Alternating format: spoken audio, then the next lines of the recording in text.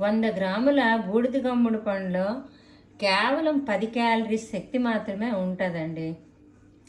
95 నుంచి 96 మంచినీళ్ళే ఉంటుంది. చెప్పానుగా, కూరగాయ అన్నిట్లో ఎక్కువ నీరు తక్కువ క్యాలరీస్ ఇచ్చే కూరగాయ అంటే ఇదేనండి. ఇది వెయిట్ లాస్కి చాలా బాగా పనికొస్తుంది. షుగర్ని కూడా కంట్రోల్ చేస్తుంది.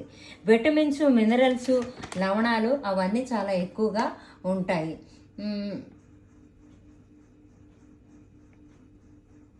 మనం కానీ నేను ఇప్పుడు ఎలాగైతే నేను గంజిలో ఉడకపెట్టుకున్నానో అలాగే మీరు కొబ్బరి పాలతోని టమాటా రసంతో కూడా ఈ పొల్లగుమ్మడి పండు లేత తీసుకొని కూడా మనం కూర వండుకోవచ్చు.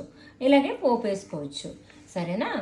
అయితే జ్యూస్ చేసుకునే విధానంలో మీకు కానీ ఒక ఉత్తి పొల్లగుమ్మడి పండు తాగడానికి ఇష్టపడట్లేదు, టమాటా ఒక వంతు వేసుకొని 2 వంతులు పొల్లగుమ్మడి ముక్కలు వేసుకొని కూడా మీరు జ్యూస్ చేసుకొని తాగొచ్చు.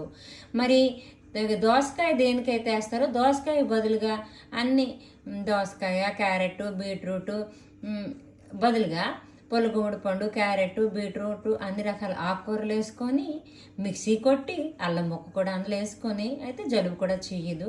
మిరియాల పొడి గట్ట వేసుకుంటే మిక్సీ చేసుకొని ఫిల్టర్ చేసుకుంటారు. ఫిల్టర్ చేసుకుని పిప్పి చెట్లకి రసం మనకి 250 to 400 ml తీసుకుంటే మనకి కరెక్ట్గా సరిపోతుందండి. సరేనా? ఇంతే కాదండి, ఇందులోన అదే మరి వెయిట్ లాస్ కంట్రోల్ చేస్తుంది, షుగర్ని కంట్రోల్ చేస్తుంది. ఇవి దీని తాలూకా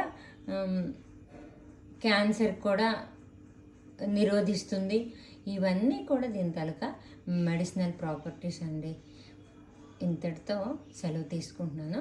ఉంటానండి.